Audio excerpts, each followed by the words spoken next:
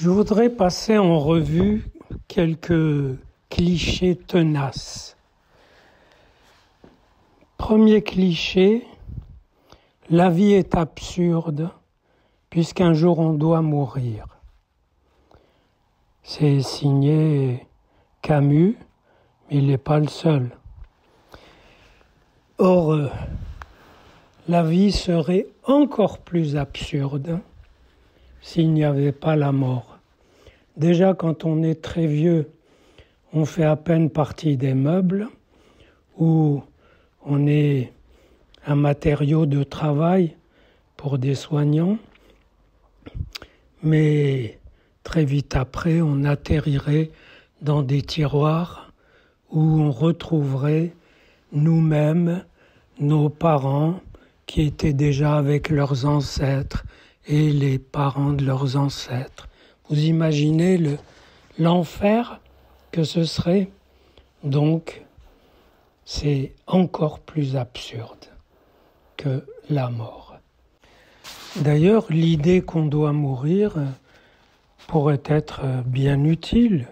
Par exemple, rappeler que le temps passe, que la vie n'est pas infinie, et donc créer ce qu'on doit créer plus vite que ça, plus intensément que ça, puisque justement, un jour, ce sera fini. Mais l'argument, ou plutôt l'idée qu'on doit mourir un jour, est souvent mal utilisée. À quoi bon faire ceci puisqu'on doit mourir? Et ça, c'est carrément toxique, c'est néfaste. Parce qu'alors, la mort écrase la vie, écrase tout argument. Passons à un autre cliché, ou idée reçue, ou questionnement ressassé. Et c'est l'idée que, voilà, il y a une masse de prisonniers, ou par exemple, de juifs qu'on emmène dans un camp d'extermination. On les extrait d'une petite ville d'Europe centrale, et il y a à peine 5-6 gardiens qui mènent une foule énorme.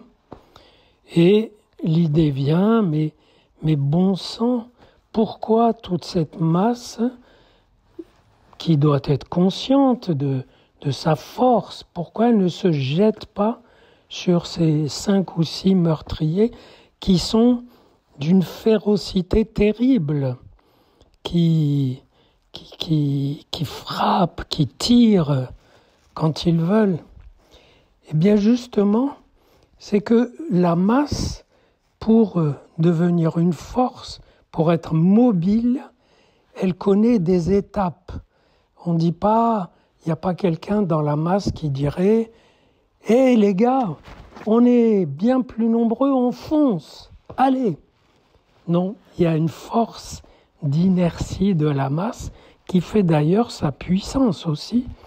Une force qui fait qu'elle commence alors à voir le possible, elle commence à entrevoir de bouger, peut-être à se mobiliser, mais donc à ce moment-là, elle cesse d'être un bloc.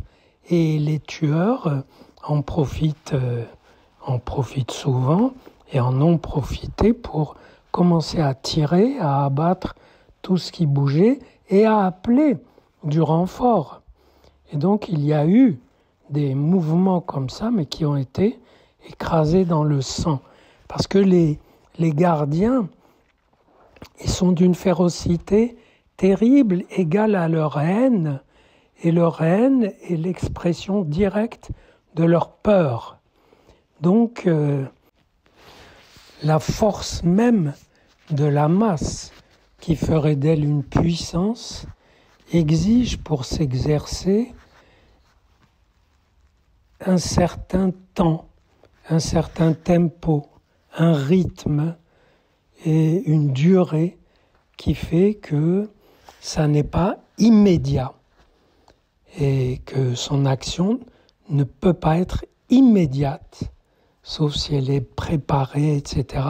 Et ce n'est pas le cas en général. Et on peut appliquer la chose à d'autres situations. Pourquoi la masse exploitée, qui est infiniment plus nombreuse que ses exploiteurs, qu'elle pourrait renverser d'une chiquenaude, pourquoi elle ne se révolte pas? Eh bien, vous voyez vous-même dans l'actualité sociale qu'il y a une force d'inertie, une diversité, une différence de degré dans la pugnacité, dans la combativité de la masse, qui fait que la décision de renverser les exploiteurs féroces est l'acte même de les renverser. Et ces deux éléments, la décision et l'acte, sont très éloignés l'un de l'autre par la faisabilité complexe et compliquée du projet. Troisième cliché, qui est une variante de celui-ci, mais on va le traiter comme tel, c'est, je commence par un exemple, voilà, l'Ukraine est envahie, on décide de l'aider, l'Occident, l'OTAN, etc., décide l'envoi des armes, autant qu'il faut, les plus efficaces. Et théoriquement, l'Ukraine a de quoi se défendre. Et puis quand on voit la réalité, les armes mettent du temps, les puissances occidentales voient qu'elles n'en avaient pas tant que ça, que les chaînes de production pour les produire étant absentes ou gelées depuis longtemps, il faudra du temps pour les relancer, etc. Pendant ce temps-là, sur le terrain, les autres, de l'autre côté, les Russes, s'en donnent à cœur joie, si je puis dire, se déchaînent. Parce que justement, l'Ukraine n'est pas suffisamment armée. Elle s'arme progressivement et en face, progressivement, ils augmentent la pression. De sorte que, entre dire « nous allons armer l'Ukraine » le mieux possible et faire que ces décisions soient appliquées, il y a un très grand espace. Un proverbe italien dit qu'entre dire et faire, il y a l'étendue de la mer. Et autrefois, j'ai écrit un bouquin qui s'appelle « Entre dire et faire, penser la technique ». Et chez Grasset, il y a près de 30 ans, et qui explique qu'une technique, il faut l'insérer dans une texture sociale et il faut l'insérer dans un contexte, et en l'occurrence, la décision de prendre des mesures techniques et son insertion dans le contexte, la création du contexte où elle peut s'insérer, prend du temps et rend les prétentions des décideurs plus modestes. Et si je résume les 3 clichés, je dirais que c'est pas plus mal que, premièrement, il y ait la mort. Vous avez vu pourquoi le contraire serait absurde. C'est pas plus mal qu'une masse ne puisse pas agir instantanément, sinon elle serait un individu et ce serait complètement fou. Or, heureusement, c'est une masse, c'est une foule, c'est un collectif, ce n'est pas pareil.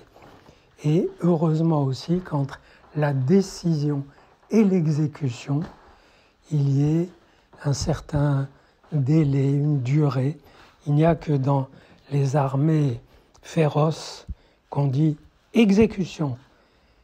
Et souvent, c'est pour des exécutions très néfastes.